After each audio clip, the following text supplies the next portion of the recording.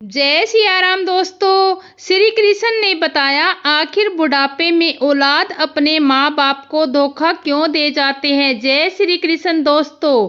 एक बार नारद जी नारायण नारायण कहते हुए भगवान श्री कृष्ण के पास द्वारका आते हैं और भगवान श्री कृष्ण को प्रणाम करते हैं। भगवान श्री नारद जी को अचानक आया देखकर पूछते हैं, मैं ऋषि नारद, आज आपका अचानक आगमन कैसे हुआ। तब नारद जी ने श्री कृष्ण से कहते हैं, हे प्रभु, मेरे मन में एक विचित्र सवाल चल रहा है जिसका उत्तर मुझे नहीं मिल रहा। उसी का उत्तर आपसे जानने में आपके पास द्वारका आया हूँ। श्री कृष्ण कहते हैं, हे प्रभु, यह सब किस कारण से होता है, कृपया मुझे बताएं। श्री कृष्ण कहते हैं कि देवर्षि, मैं इसका उत्तर आपको एक कथा के माध्यम से समझाता हूँ। इसे ध्यान पूर्वक सुनना और जो भी व्यक्ति इस कथा को पूरा सुन लेता है तो उसको उसकी औलाद कभी धोखा नहीं देती। श्री कृष्ण कहते हैं, हे महर्षि नारद जी, प्राचीन समय की बात है। किसी जंगल में एक मोर मोरनी का जोड़ा अपना घोंसला बनाकर रहते थे। वह दोनों पति पत्नी एक दूसरे से बहुत प्रेम करते थे। एक दिन की बात है, मोर की पत्नी गर्भवती हो जाती है। इस बात को जानकर कि अब दोनों माता पिता बनने वाले हैं, मोर और मोरनी बड़े प्रसन्न थे, बड़े खुश थे। मोर अपनी पत्नी का बड़ा ख्याल रखता था, हर दिन उसे दाना पानी लाकर घोंसले में दिया करता था। अब धीरे धीरे समय गुजरता गया और मोर की पत्नी का प्रसव का समय निकट आ जाता है। अब मोर की पत्नी बड़ी प्रसन्न थी। वह अपने पति मोर से कहती है कि हमारी संतान आने वाली है, बहुत ही जल्द मैं अपने बच्चों को जन्म दूंगी। बुढ़ापे में वह हमारी खूब सेवा करेंगे, हमारा सहारा बनेंगे। अब हमें किसी बात की चिंता नहीं, हमारी संतान हमारी खूब सेवा करेगी। मित्र मोर कहता है, हे प्रिय, हमें ऐसा नहीं सोचना चाहिए कि हमारी संतान हमारी सेवा करेगी या हमारा बुढ़ापे का सहारा बनेगा। मोर की पत्नी कहती है कि प्रिय, आप ऐसा क्यों कह रहे हैं। हर संतान अपने माता पिता की सेवा करती है, फिर हमारी संतान हमारी सेवा क्यों नहीं करेगी। तब मोर कहता है कि हे प्रिय, मैं तुम्हें एक कहानी के माध्यम से सुनाता हूँ कि बुढ़ापे में अपनी औलाद से माता पिता को इन दो चीजों की उम्मीद कभी नहीं करनी चाहिए। और जो मनुष्य इन दो बातों को याद कर लेगा वह अपने बुढ़ापे में कभी दुख नहीं भोगेगा। मित्रों, अब मोर अपनी कहानी प्रारंभ करता है। मोर कहता है कि हे प्रिया, किसी नगर में एक व्यक्ति रहता था। उस व्यक्ति के घर में ईश्वर का दिया सब कुछ था, खूब रुपए पैसे धन दौलत मान सम्मान सब कुछ होने के बाद भी पति पत्नी दुखी रहते थे। उनके दुख का कारण था कि ईश्वर की कृपा से उसके घर में अब कुछ था, अब सब कुछ था, पर संतान नहीं थी। इस बात को लेकर दोनों पति पत्नी अक्सर चिंतित रहते। इस तरह दोनों पति पत्नी को एक साथ रहते हुए 15 साल गुजर जाते हैं, लेकिन उनके घर में कोई संतान नहीं होती। वह व्यक्ति अपनी पत्नी को अच्छे से अच्छे डॉक्टर को दिखाता है, महंगे से महंगे अस्पताल में जाकर वह अपनी पत्नी का इलाज करवाता है, पवित्र तीर्थ स्थान पर जाकर संतान प्राप्ति की मन्नत मांगता है, मंदिर में जाकर माथा टेकता है। तब कहीं जाकर शादी के 20 साल बाद उसकी इच्छा पूरी होती है। ईश्वर की कृपा से उस व्यक्ति की पत्नी को एक पुत्र प्राप्त होता है। अस्पताल में बच्चे का जन्म होता है। पुत्र जन्म की बात सुनकर वह व्यक्ति खुश हो जाता है। बच्चे की साफ सफाई के बाद उसे अस्पताल की नर्स जब उन्हें नन्हे से पुत्र को लेकर उनके पास पहुंचती है तो दोनों पति पत्नी पूछने लगते हैं कि हमारी संतान कैसी है, कोई दिक्कत तो नहीं। दोनों पति पत्नी इस बात को सुनकर नर्स उस व्यक्ति की पत्नी से कहने लगती है कि बहन जी, आपको जो पुत्र हुआ है वह सुंदर है, अच्छा है, लेकिन इसमें एक कमी है। नर्स के मुंह से जब बच्चे की माँ यह सुनती है कि कोई कमी है तो वह चिंतित हो जाती है। नर्स कहती है कि बहन, घबराने की कोई बात नहीं बहन जी, जो आपको पुत्र हुआ है वह सुंदर है, स्वस्थ है, बस उसमें एक कमी है कि उसकी एक आंख नहीं है। तुम्हारा पुत्र एक आंख से काना है, बस यही कमी है, बाकी सब ठीक है। मित्रों, जब उस माँ को यह पता चलता है कि मेरे बेटे की एक आंख नहीं है, मेरा पुत्र एक आंख से काना है, तो वह माँ रोने लगती है और अपने पुत्र को सीने से लगा लेती है और कहने लगती है कि कोई बात नहीं, मेरे पुत्र की एक आंख नहीं है तो क्या हुआ, एक आंख तो सही है, जैसा भी है, पर वह मेरे दिल का टुकड़ा है। मेरे लिए दुनिया का सबसे सुंदर बच्चा मेरा पुत्र है। मित्रों, माँ के लिए सभी संतानें बराबर होती है, चाहे कोई काला हो, कुरूप हो, या चाहे कोई गोरा और सुंदर। माँ कभी अपने बच्चों का शरीर नहीं देखती, वह उनकी आत्मा से जुड़ी होती है। माँ उस बालक को देखकर कहती है कि कितना सुंदर है मेरा बच्चा। दोस्तों, उस माँ की इन बातों को सुनकर नर्स की आंखों में आंसू आ जाते हैं। वह न सोचने लगती है, यदि परमात्मा को संतान का सुख देना ही था तो इस पुत्र को दोनों आंखें दे देता। माँ कहने लगी, कोई बात नहीं, जैसा भी है, आखिर है तो मेरा ही बेटा,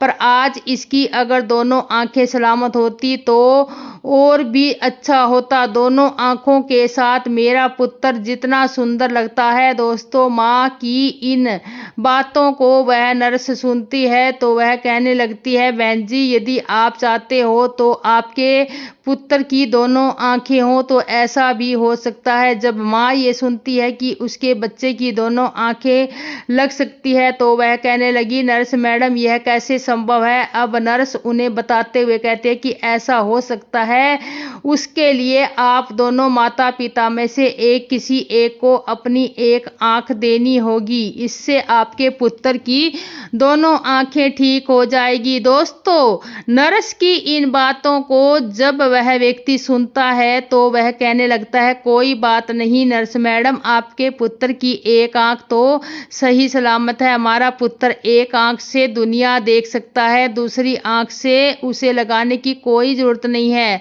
हमारा पुत्र जैसा भी है अच्छा है। मैं अपनी आंखें दान नहीं कर सकता क्योंकि मेरा घर मेरी मेहनत मजदूरी से ही चलता है। जब मेरी एक आंख नहीं होगी तो कैसे मैं अपने परिवार को पाल पाऊंगा, कैसे इस बच्चे का खर्च उठा पाऊंगा। यह तो तभी संभव है जब मेरी दोनों आंखें ठीक होंगी। मैं एक पिता हूं और अपनी पत्नी को और बच्चे को पालने का भार मेरे कंधों पर है। अब रही बात मेरे पुत्र के एक आंख की, तो यह सब परमात्मा की देन है। ईश्वर ने जिस रूप में भेजा है वह हमारा पुत्र उसी रूप में ठीक है। दोस्तों, पिता ने तो साफ इनकार कर दिया, लेकिन माँ तो आखिर माँ होती है। नर्स से कहती है कि मैडम, यदि ऐसा हो सकता है तो मैं अपनी एक आंख अपने पुत्र को देना चाहती हूँ। मेरा क्या है, मुझे तो घर पर ही रहना है, लेकिन मेरे बेटे का तो अपना पूरा जीवन काटना है। इसलिए नर्स मैडम, मैं तो अपनी एक आंख अपने पुत्र को देना चाहती हूँ। तब वह व्यक्ति अपनी पत्नी से कहता है कि इस तरह से तो तुम कानी हो जाओगी। तो वह माँ कहती है कि मुझे मंजूर है कि मैं एक आंख से कानी हो जाऊं, लेकिन मैं अपने पुत्र को दोनों आंखों के साथ देखना चाहती हूँ। मेरी एक आंख ले लो और मेरे बेटे को लगा दो। मेरे बेटे की जब दोनों आंखें होगी तो दोनों आंखों के साथ वह कितना सुंदर लगेगा। मैं अपने पुत्र को एक आंख दान में देना चाहती हूँ। दोस्तों, इस प्रकार माँ के कहने पर डॉक्टर उसकी एक आंख निकालकर उसके पुत्र को लगा देते हैं। इस तरह पुत्र की दोनों आंखें सही हो जाती है और माँ एक आंख पुत्र को देने के बाद एक आंख से कानी हो जाती है। दोस्तों, मोर आगे अपनी पत्नी से कहता है कि प्रिय, कुछ दिन तक वे दोनों लोग अस्पताल में रहते हैं। जब दोनों माँ बेटे स्वस्थ हो जाते हैं तो अस्पताल से माँ बेटे को छुट्टी मिल जाती है। इस प्रकार वह व्यक्ति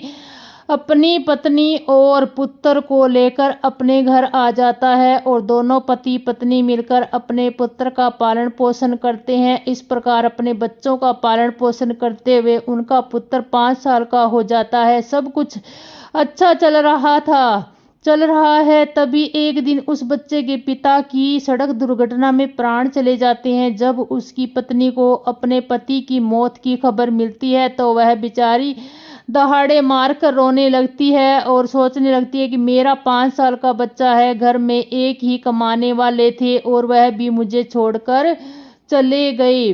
अब मैं इस बच्चे का पालन पोषण कैसे कर पाऊंगी। अब यह सोच सोचकर वह जोर जोर से रोने लगी। उसका रोना धोना सुनकर आस पड़ोस के लोग आ जाते हैं और उस लाचार माँ को धीरज बनाते हैं और उसे धीरज रखने को कहते हैं और किसी तरह समझा बुझाकर उस व्यक्ति का अंतिम संस्कार करते हैं। दोस्तों, इस प्रकार वह लाचार माँ अपने 5 साल के बच्चे के साथ जीवन बिताने लगती है। घर में जो जमा पूंजी थी वह सब संतान पाने की चाहत में उसके इलाज करने में पहले ही खर्च हो चुकी थी। पति की मृत्यु के बाद जो भी बचत थी वह पति के अंतिम संस्कार में चला जाता है। इस प्रकार वह माँ दूसरों के घरों में झाड़ू पोछा करके, दूसरों के घरों में बर्तन मांजकर अपने पुत्र का पालन पोषण करने लगती है।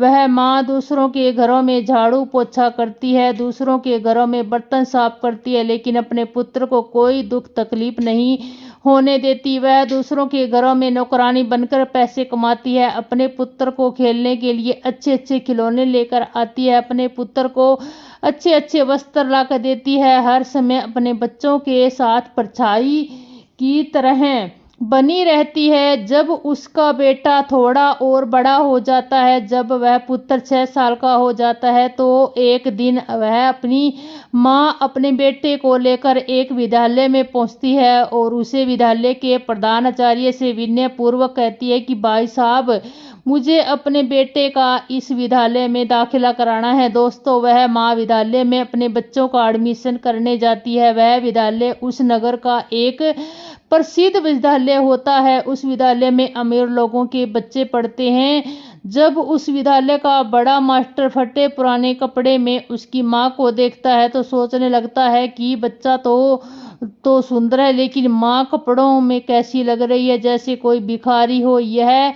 बेचारी कहाँ से इस बच्चे की किताबें और इतनी महंगी फीस भर पाएगी। लेकिन वह समझते हुए उसे बच्चे की माँ से कहता है कि बहन जी, हमारे विद्यालय में फीस कुछ ज़्यादा है, हमारे विद्यालय के अमीर के बच्चे पढ़ते हैं, इसलिए बेहतर होगा आप अपने बच्चों का एडमिशन किसी सरकारी स्कूल में कर दे। मास्टर जी की इन बातों को सुनकर माँ कहने लगती है कि सर जी, आप पैसों की चिंता मत कीजिए, आपकी जो भी फीस होगी मैं उसे समय से जमा कर दिया करूंगी।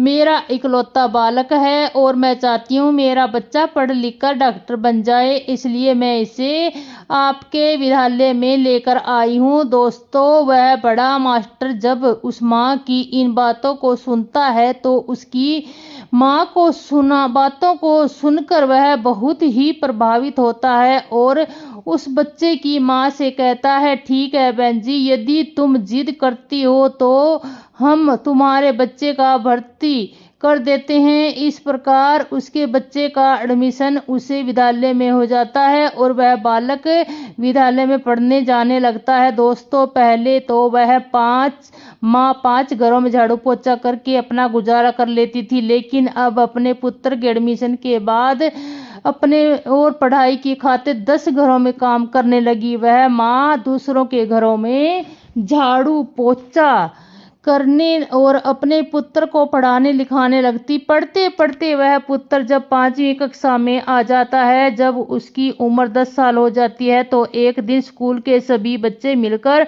उस बालक को छेड़ने लगते हैं और खेल खेल में कहने लगते हैं कि देखो देखो, एक आंख वाली काली माँ का बेटा आ गया, इसकी माँ एक आंख से कानी है। दोस्तों, वह लड़का जब अपने सहपाठियों की इन बातों को सुनता है तो क्रोध में भर जाता है, तो उसे बहुत बुरा लगता है। जब विद्यालय की छुट्टी होती है तो छुट्टी के समय हमेशा की तरह उसकी माँ उसे लेने आती है। आज भी वह एक आंख से कानी माँ अपने बेटे को स्कूल में लेने आई थी तो वह लड़का अपनी माँ से कहता है कि माँ, कल से मुझे विद्यालय में छोड़ने मत आना और बुलाने भी मत आना। पूछती है कि पुत्र, क्या क्या बात हो गई है, ऐसे क्या कह रहे हो? माँ की सूरत ठीक नहीं है, तुम एक आंख से कानी हो। तुम जब मेरे साथ विद्यालय में आती हो तो मेरे साथ के लड़के मेरा मजाक उड़ाते हैं और तुम्हारी वजह से मुझे शर्मिंदा होना पड़ता है। तुम ऐसी हो वैसी हो, इस तरह की बातें करते हैं। दोस्तों, वह लड़का अपनी माँ से दुनिया भर की शिकायतें करता है। जब वह माँ अपने पुत्र के मुख से इन बातों को सुनती है तो उसे बहुत दुख होता है, लेकिन अपने पुत्र की इन बातों को सुनकर वह चुप रहती है और अपने पुत्र की बातों को सहन कर लेती है।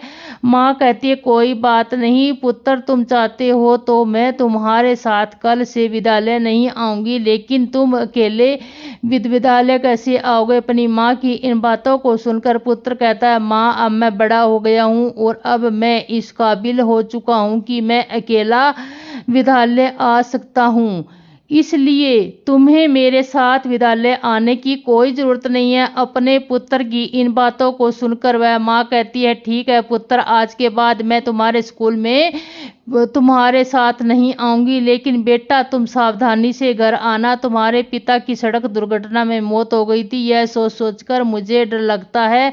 पुत्र कहता है, माँ तुम चिंता मत करो, मुझे कुछ नहीं होगा, मैं अकेला ही आया जाया करूंगा। दोस्तों, उस दिन के बाद से वह पुत्र अकेला ही विद्यालय आने जाने लगता है। जैसे जैसे पुत्र बड़ा होता गया वैसे वैसे पुत्र के खर्चे भी बढ़ते चले गए। जैसे जैसे पुत्र के खर्चे बढ़ते गए वैसे वैसे उस पर काम का बोझ भी बढ़ता चला गया। दोस्तों, धीरे धीरे समय गुजरता चला गया और इस प्रकार वह लड़का विद्यालय की पढ़ाई पूरी कर लेता है और उसकी पूरी क्लास में सबसे अच्छे नंबर आते हैं। इसके बाद वह आगे की पढ़ाई करने के लिए शहर चला जाता है। दोस्तों, जब पुत्र शहर में जाता है तो उधर उसकी माँ जो पैसा कमाती थी वह पैसा कम पड़ने लगते, क्योंकि पहले तो सिर्फ किताबें और फीस का खर्चा था, लेकिन जब बेटा शहर चला जाता है तो उसके और भी खर्चे बढ़ गए थे। लेकिन उस माँ ने हार नहीं मानी। पहले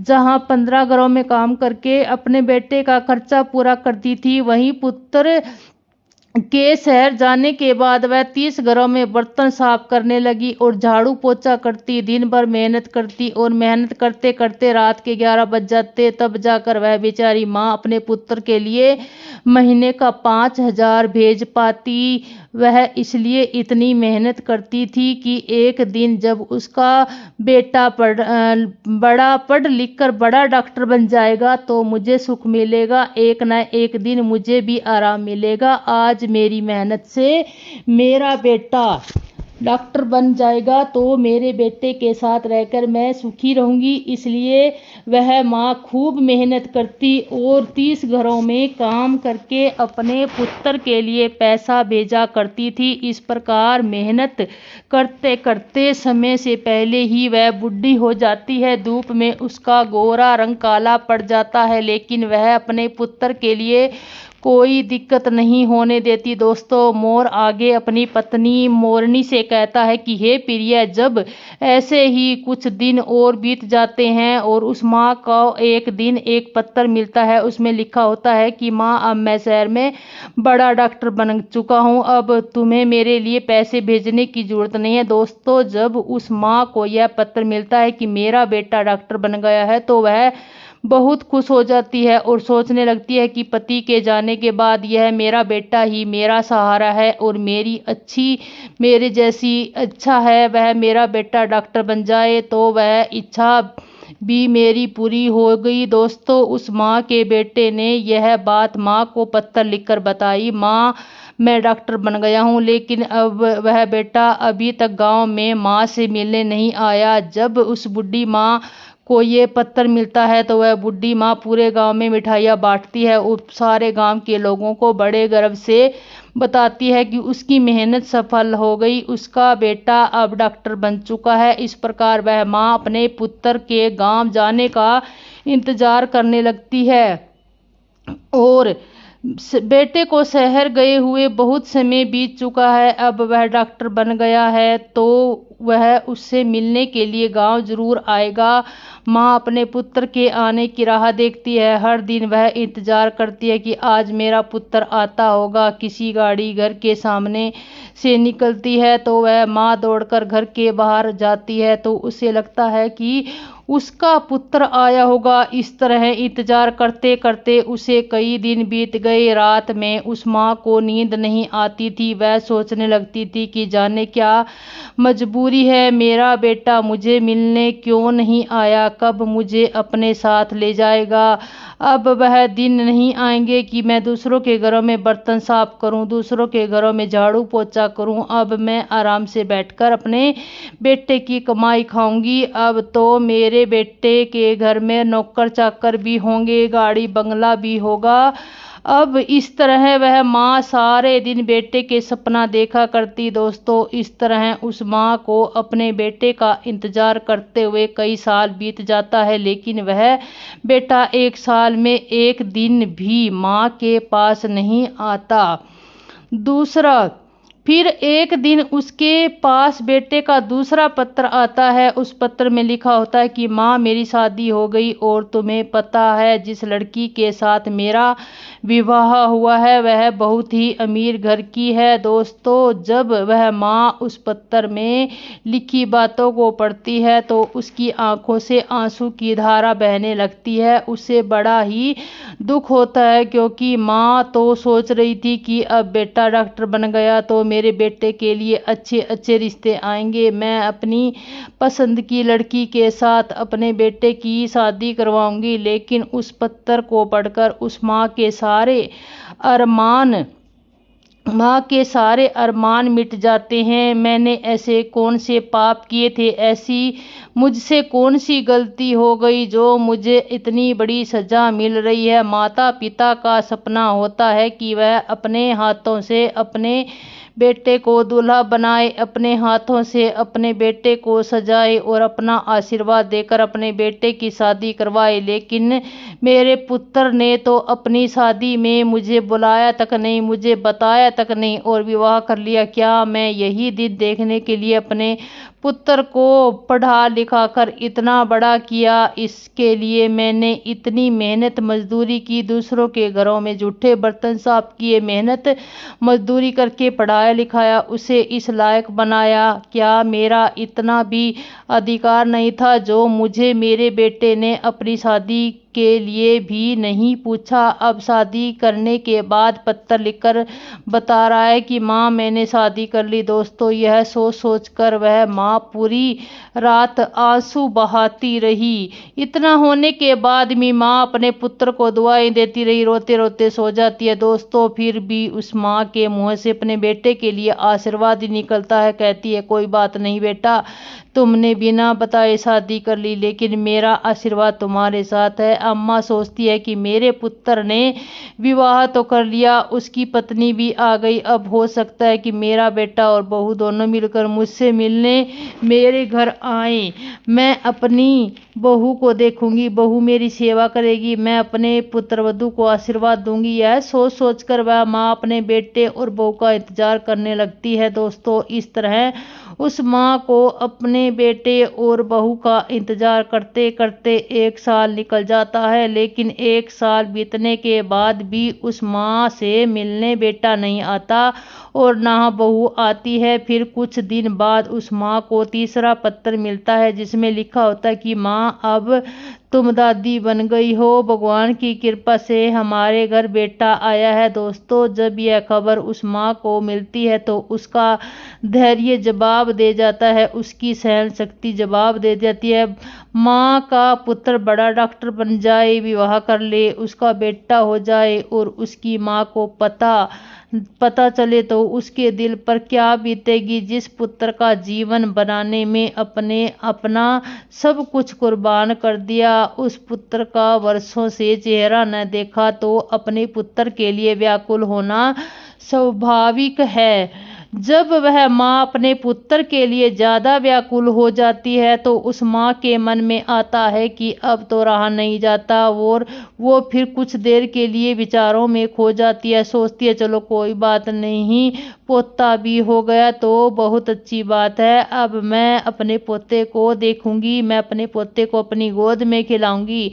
अब मेरा बेटा जरूर मेरी बहू और पोते के साथ मेरे पास आएगा। यही सब सोच सोचकर वह मन में व्याकुल होने लगती है। जब इंतजार करते करते उस माँ को 36 महीने बीत जाते हैं और जब उस माँ से मिलने कोई नहीं आता तो उस माँ का सब्र बांध टूटने लगता है। वह व्याकुल हो जाती है और उस व्याकुलता से माँ यह फैसला करती है कि चाहे कुछ भी हो जाए मैं अपने पोते को देखने जरूर जाऊंगी। दोस्तों, यह निर्णय करके माँ अपने बेटे और बहू से मिलने के लिए शहर के लिए चल पड़ती है। इसी तरह वह पता पूछते पूछते उस शहर में पहुंच जाती है जिस शहर में उसका बेटा रहता था। उस शहर में पहुंचकर वह बूढ़ी माँ एक रिक्शा वाले को अपने पास बुलाती है और रिक्शे वाले को अपने बेटे का पत्र दिखाते हुए कहती है, बेटा मुझे इस जगह पर जाना है। रिक्शा वाले ने पता देखा और बूढ़ी माँ को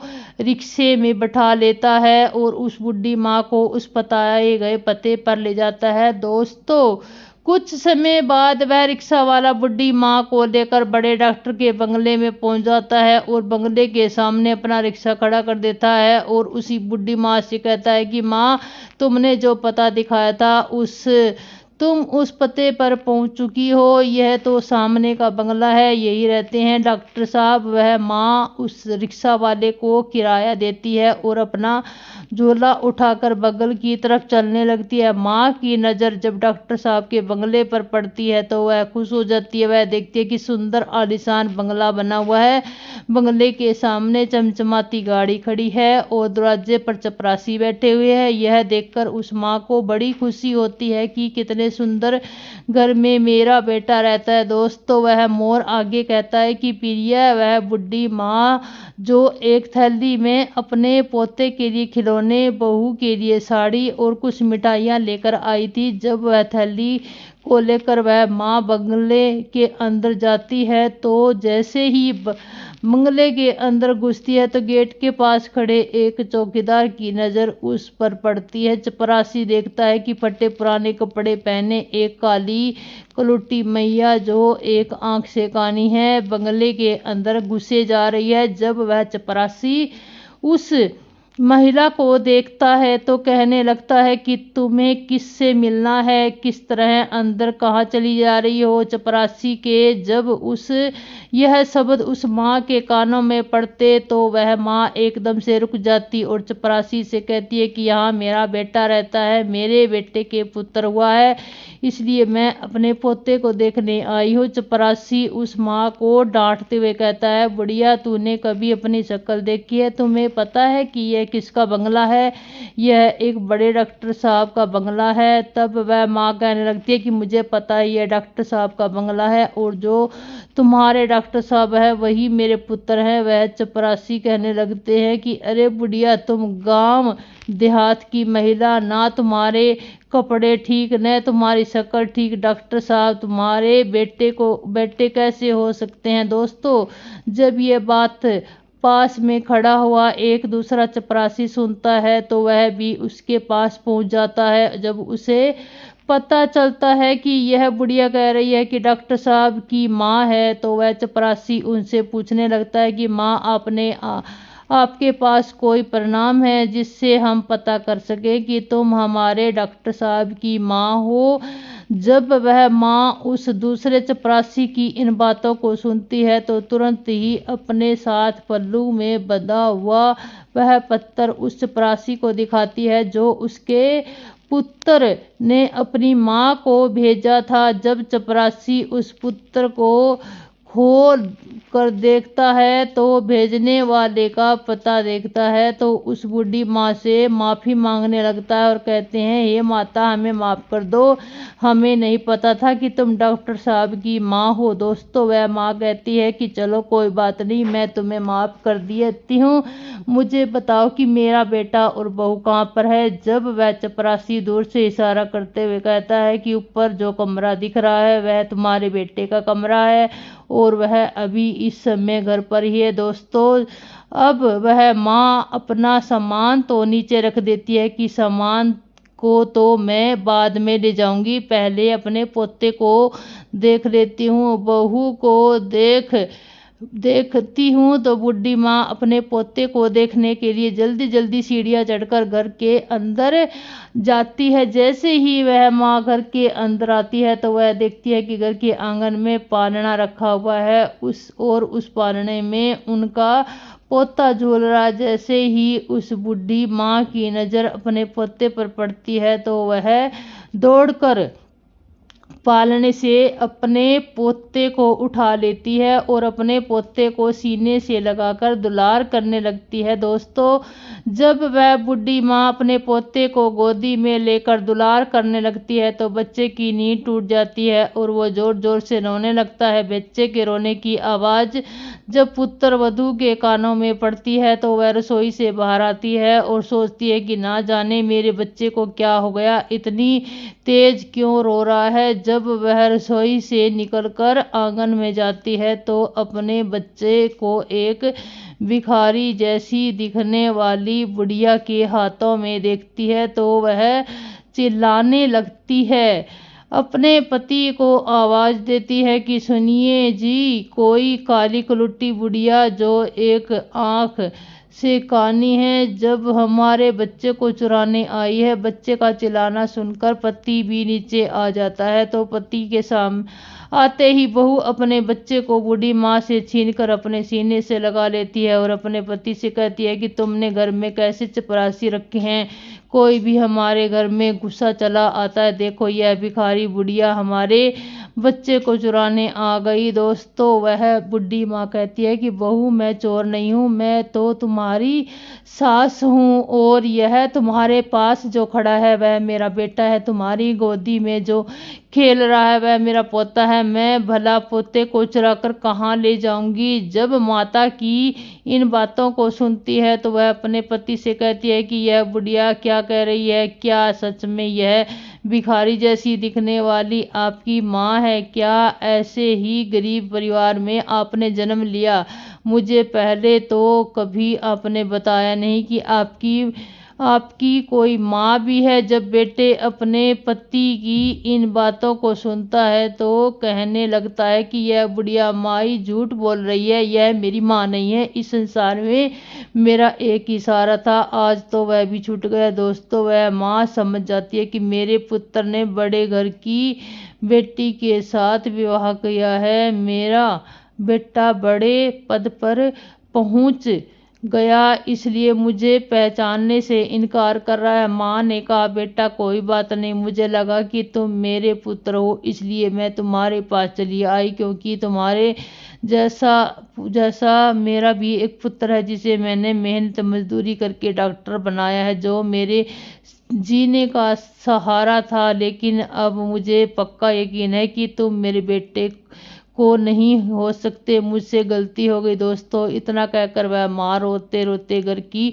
सीढ़ियों से नीचे उतर जाती है और सोचने लगती है कि बुढ़ापे में एक ही सहारा था, वह भी आज मुझसे छूट गया, एक आज थी वह भी गई। वह सोचती है कि जिस कुछ जीवन में खुशी समझा था, जिसको मैंने अपने जीवन जीने का अधिकार मानना था, वह जीवन की नैया को पार लगाने वाला था, वही बुढ़ापे के जीवन की नैया को मझधार में डुबो रहा है। दोस्तों, इस प्रकार रोते रोते माँ भारी कदमों से नीचे उतरने लगी। तब वह माँ सोचती है कि जब बेटे ने ही मुंह मोड़ लिया तो अब जीकर मैं क्या करूं, अब बेटा ही नहीं रहा तो इस जीवन में का क्या होगा। इस प्रकार वह माँ अपने बेटे के घर से बाहर निकल जाती है और बगले के बाहर में चपरासियों का कमरा था, वहां पहुंच जाती है और चपरासी को अपने पास बुलाकर कहती है, बेटा मुझे एक पत्र लिखवाना है, क्या तुम मेरे लिए इतना काम कर सकते हो दोस्तों, क्योंकि चपरासियों को तो पहले ही पता था कि यह बुढ़ी औरत डॉक्टर साहब की माँ है, इसलिए वे तुरंत ही कागज कलम से ले आता है और पूछने लगता है कि बताओ माँ कि मुझे क्या लिखना है। इस तरह बुढ़ी माँ बोलती चली जाती है और वह चपरासी लिखता जाता है। जब वह पत्र पूरा लिख देता है तो वह माँ उस चपरासी से कहती है, बेटा मुझे बहुत जोरों से प्यास लगी, क्या तुम मेरे लिए थोड़ा सा पानी ला सकते हो। दोस्तों, उस माँ के कहने पर चपरासी तो बुढ़ी माँ के लिए पानी लेने चल जाता है और उधर वह बुढ़ी माँ अपनी साड़ी पंखे में डालकर आत्महत्या कर लेती है। जब चपरासी वापस लौटता है तो उस कमरे का नजारा देखकर हैरान हो जाता है। चपरासी ने देखा कि वह माता फांसी के फंदे पे झूल रही है। अब तुरंत ही वह जाकर यह खबर डॉक्टर साहब को देता है। इस खबर को सुनकर वह पति पत्नी दौड़े दौड़े कमरे में आते हैं। आगे डॉक्टर साहब और पीछे पीछे उनकी पत्नी दौड़ते हैं। जब वह पुत्र अपनी माँ से इस हालत को देखता है तो अपनी माँ को देखकर उसके पैरों तले जमीन खिसक जाती है। दोस्तों, वह पुत्र अपना माथा पकड़ लेता है और सिर पकड़कर जमीन पर बैठ जाता है और सोचने लगता है कि मुझे नहीं पता था कि मेरी बातें मेरी माँ को इतनी बुरी लगेंगी। मैं तो अपनी पत्नी को झूठी शान औकात दिखाने के कारण माँ को पहचानने से इनकार कर रहा था, इसलिए कह रहा था कि मेरी कोई माँ नहीं है। मुझे डर था कि मेरी असलियत जानकर मेरी पत्नी मुझे छोड़ ना दे, इसलिए मैंने यह बोल दिया कि मेरी कोई माँ नहीं है। लेकिन तुमने तो मेरे झूठे को सच बना दिया। एक बार पुत्र की मजबूरी के बारे में सोचा होता। जब पत्नी की नज़र फांसी पर झूलती हुई उस माँ के हाथों पर पड़ती है, जब उस बेटे की पत्नी फांसी पर झूलती हुई माँ के हाथों के कागज का टुकड़ा देखती है तो उस कागज के टुकड़े और बुढ़ी माँ के हाथों को लेकर पढ़ने लगती है। पढ़ते पढ़ते उनकी आंखों भर आती है। उस पत्र में लिखा हुआ था कि बेटा, मेरा आशीर्वाद है कि तुम खूब उन्नति करो। मेरा आशीर्वाद तुम्हारे साथ हो। जाते जाते तुम्हें कुछ राज बताना चाहती हूँ। बेटा, मैं अच्छी नहीं दिखती हूँ तो उसके पीछे भी एक कारण तुम ही हो। जब तुम्हारा जन्म हुआ था उस समय तुम्हारी एक आंख नहीं थी। मैंने अपनी एक आंख तुम्हें देकर तुमसे सुंदर बनाया, सुंदर रूप दिया और मैं कुरूप हो गई और इस कुरूप चेहरे से तुम नफरत करते हो क्योंकि मैं कानी हूँ और दूसरा मेरा रंग काला है। यह भी ऐसा नहीं था बेटा। आज तुम जिस मुकाम पर बैठे हो उस मुकाम पर पहुँचने के लिए मैंने दिन रात मेहनत की। मैंने कभी नहीं देखा कि कितनी गर्मी है, कितनी सर्दी है। तुम्हें पढ़ाने के लिखाने के लिए, तुम्हारे खर्च उठाने के लिए मैं काली कलुट्टी हो गई, उसका भी मुझे कोई मलाल नहीं है। तुम सुंदर हो इसकी मुझे खुशी है। मैं तो तुम्हें देखना चाहती थी, अपने पोते को देखना चाहती थी, अपनी बहू से मिलना चाहती थी, इसलिए मैं शहर चली आई। क्योंकि तुमने तो कभी गांव जाकर मेरा हाल नहीं पूछा, लेकिन जब मैं समय चलकर तुमसे मिलने आई तो तुमने तो मुझे पहचानने से इनकार कर दिया। इसलिए लगा कि अब दुनिया में मेरा कोई नहीं है, अब जीने का मेरा उद्देश्य खत्म हो गया। जब कोई रहा ही नहीं तो मेरे जीने का क्या फायदा। बेटा, जाते जाते ईश्वर से प्रार्थना करती है कि तुम सदा खुश रहो, तुम्हारी संतान खुश रहे। दोस्तों, उस बेटे की पत्नी यह पढ़कर अपने पति को सुनाती है तो उसे बेटे का सिर शर्म से नीचे झुक जाता है। उसने अपने आप से घृणा होने लगती है। जिस माँ ने मेरी जिंदगी बनाने में अपना सब कुछ निछावर कर दिया, वही माँ आज मेरी चौखट पर मुझसे मिलने आई तो मैंने एक गिलास पानी तक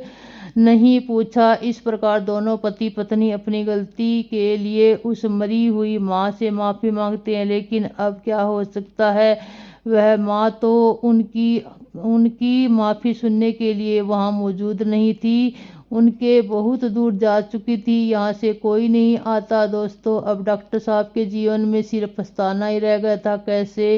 कैसी यह दुनिया है। कुछ लोग क्योंकि जीवन में माँ नहीं होती और वह सारे जीवन माँ के लिए तरसते हैं और इसके लिए जीवन में माँ होती है, उस माँ के बच्चे कदर नहीं करते। मित्रों, पत्नी और बच्चे दोबारा मिल सकते हैं पर माँ दोबारा नहीं मिल सकती। एक संतान की माता पिता के जीने का सहारा होती है, बुढ़ापे की लाठी होती है। ऐसे में जब बेटा ही अपने धन के नशे में अपने पद को नशे में माता पिता को पहचानने से इनकार कर देता है या माता पिता को बुला देता है या घमंड में आकर उसका अपमान कर देता है, तो दुनिया में माता पिता को सबसे बड़ा दुख ऐसे ही बेटों से होता है। माता पिता अपनी संतानों को भविष्य बनाने के लिए, उन्हें सफल बनाने के लिए अपना पूरा जीवन लगा देते हैं, और जब वही संतान धन और पद के नशे में अपने माँ बाप का अपमान करते हैं तो उन्हें बहुत ही पीड़ा होती है। दोस्तों, मोर आगे कहता है कि हे प्रिय, यदि आपके माँ बाप है तो उनका आदर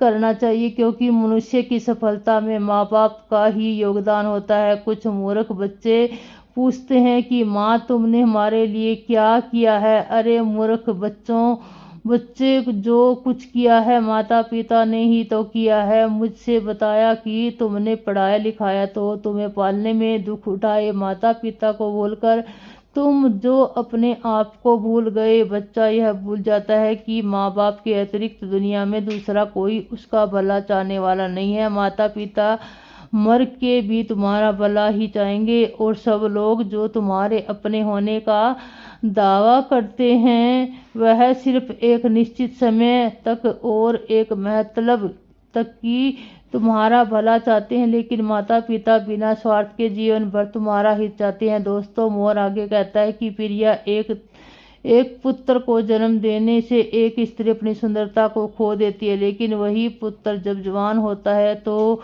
उसकी शादी हो जाती है, तो वही पुत्र अपनी पत्नी की सुंदरता में अपने माता पिता को खो देता है। माता पिता अपनी संतान के सुखों के लिए सब कुछ त्याग देते हैं, लेकिन जब बच्चे बड़े हो जाते हैं तो कुछ देने के काबिल हो जाते हैं तो हमें क्या देते हैं? सिर्फ आंसू, लाचारी, दुख और अकेलापन। मित्रों, जो संतान माता पिता को सिर्फ इसलिए बुला देती है उनके बुढ़ापे को देखकर आपके मित्रों में आपकी इज्जत कम हो जाएगी, तो यह उनकी सबसे बड़ी भूल है। मित्रों, श्री कृष्ण कहते हैं कि उम्र के इस पड़ाव पर पहुंचने के बाद आपकी और आपके मित्रों को जो भी यही हालत होती है, आपका भी रूप और जवानी इसी तरह हो जाएगी। आपके भी उस पर उनको देखकर लोग आपसे नफरत करने लगेंगे। प्रिय मित्रों, श्री कृष्ण आगे कहते हैं, हे प्रिय, जवानी में माता पिता को औलाद से किन किन चीजों की उम्मीद भूल कर भी नहीं करनी चाहिए। ध्यान देकर सुनो। नंबर 1, आपकी औलाद आपके बुढ़े होने का आपका सहारा बन सकती है, इस बात की उम्मीद बिल्कुल भी ना करें। इसलिए पहले से ही अपने आप को मजबूत बनाकर रखें, अपने आप को समय संभाले में समर्थ बनाएं, कुछ जमा पूंजी इकट्ठी करके रखें।